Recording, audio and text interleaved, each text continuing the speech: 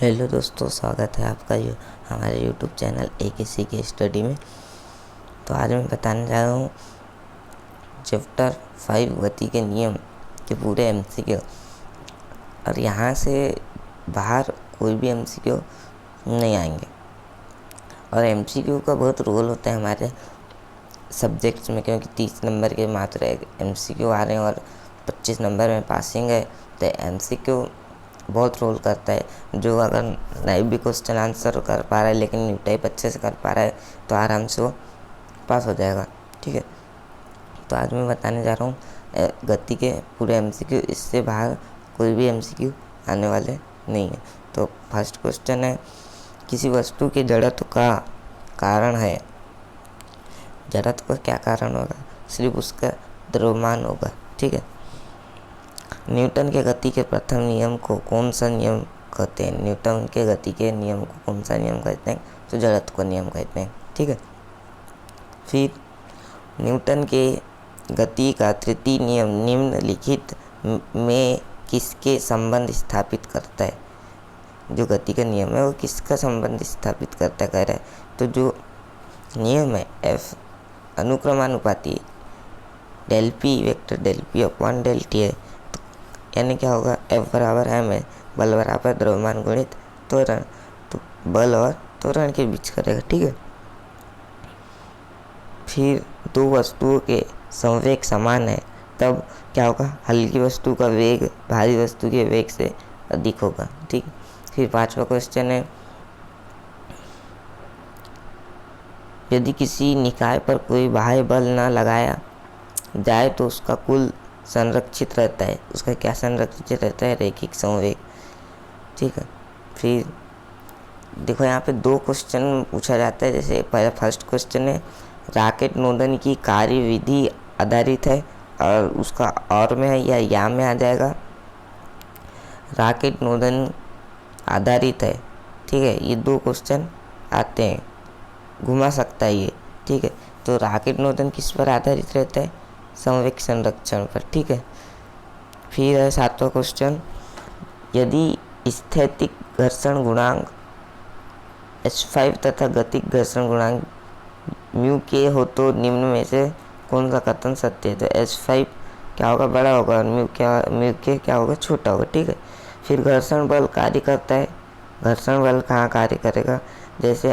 जैसे हम लगाएंगे इधर फोर्स तो वो लगाएगा इधर फोर्स।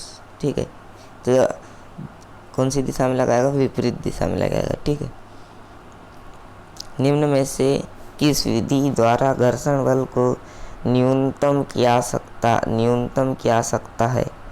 ठीक है, तो उपरोक्त सभी न्यूनतम कर सकते हैं इससे घर्षण बल से। जैसे बॉल बेरिंग द्वारा, स्नेक द्वारा, पॉलिश द्वारा, इनसे हम क्या न्यूनतम कर सकते हैं घर्षण को। ठीक है, यदि घर्षण कोण लैम्डा तथा विराम कोण थीटा हो तो निम्न संबंध सही है। उपरोक्त सभी आएगा इसमें भी। फिर न्यूटन का गति का द्वितीय नियम मापन करता है। जो न्यूटन का द्वितीय नियम है वो क्या का मापन करता है? बल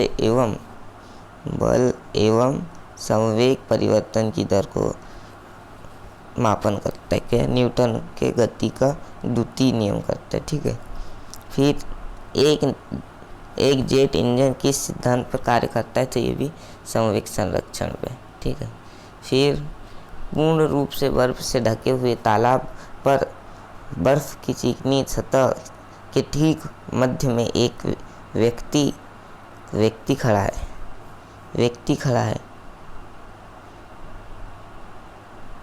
वह किनारे पर निम्न में से न्यूटन के किस नियम के आधार पर आ सकता है?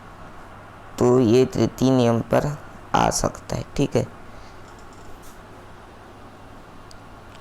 फिर बंदूक से गोली दागने के पश्चात बंदूक पीछे हटती है, उसका कारण न्यूटन का तृतीय नियम क्रिया की प्रतिक्रिया। ठीक, न्यूटन की गति का तृतीय नियम निम्न के संरक्षण का नियम है। संवेग संरक्षण का नियम है तृतीय नियम। ठीक, फिर क्रिया व प्रतिक्रिया बल कार्य करते हैं। तो क्या कहा? दो विभिन्न वस्तुओं पे यानी दो अलग अलग वस्तुओं पे कार्य करते हैं, ठीक है। फिर वस्तुओं का गुण जो अपनी अवस्था में परिवर्तन का विरोध करता है कहलाता है जड़त्व कहलाता है, ठीक। फिर न्यूटन का मूल नियम है द्वितीय नियम। न्यूटन के द्वितीय नियम को क्या कहते हैं? मूल नियम कहते हैं, ठीक। F बराबर ma ए, हाँ द्वितीय। किसी दिए गए द्रव्यमान वस्तु पर लगने वाले बल का यदि परिमाण तथा दिशा ज्ञात हो तो न्यूटन के गति के दूसरे नियम द्वारा ज्ञात कर सकते हैं त्वरण, ठीक। फिर घर्षण पर आधारित क्रिया नहीं है सुनना। फिर किसी वस्तु के जड़त्व की माप उसके द्रव्यमान से की जाती है, जड़त्व की माप। यदि किसी वस्तु पर नेट बल शून्य हो तो उसका त्वरण शून्य होगा, ठीक है। जब बल शून्य तो त्वरण भी शून्य होगा। 1 न्यूटन का मान होगा किलोग्राम मीटर प्रति सेकेंड इनवर्स। कौन से नियम से न्यूटन के अन्य 2 नियम निकाले जाते हैं? तो न्यूटन के द्वितीय नियम से। लिफ्ट में किसी व्यक्ति का भार अधिक होगा जब लिफ्ट ऊपर जाती है, नीचे आती तो हल्का हो जाएगा। 5 किलोग्राम द्रव्यमान की वस्तु पर 10 न्यूटन का बल 5 सेकंड तक लगाने पर बल का आवेग होगा। तो बल का आवेग बराबर क्या होता है? बल गुणित अल्प समय अंतराल। तो आवेग को कैसे प्रदर्शित करते हैं? जे से, ठीक है। बल को F से और इसको डेल टी से, ठीक है। तो क्वेश्चन क्या बोल रहा है? 10 न्यूटन का बल क्या आ गया? 10 न्यूटन का, ठीक है। बल क्या आ गया? 10 न्यूटन का, ठीक है। और अल्प समय क्या आ गया? 5 सेकेंड तक लग रहा है, बोल रहा है, ठीक है। तो 10 गुणित 5 करेंगे तो कितना हो जाएगा? 50। ये क्या हो जाएगा? आंसर, ठीक। फिर जोड़ी। तो चलती बस के अचानक रुकने से सवार आगे की ओर झुकता है, गति का जड़त्व है। फिर मोटे कपड़े को डंडे से पीटने पर धूल का झड़ना, जैसे हम शर्ट गीली रहती फिर उसको झड़ाओ तो जैसे पानी की बूंदे नीचे गिर जाती है, उसको क्या कहते हैं? विराम का जड़त्व कहते हैं, ठीक है। फिर आता है राकेट नोदन, वहाँ पे भी आया था संवेक्षण रक्षण पर कार्य करता है, ठीक है।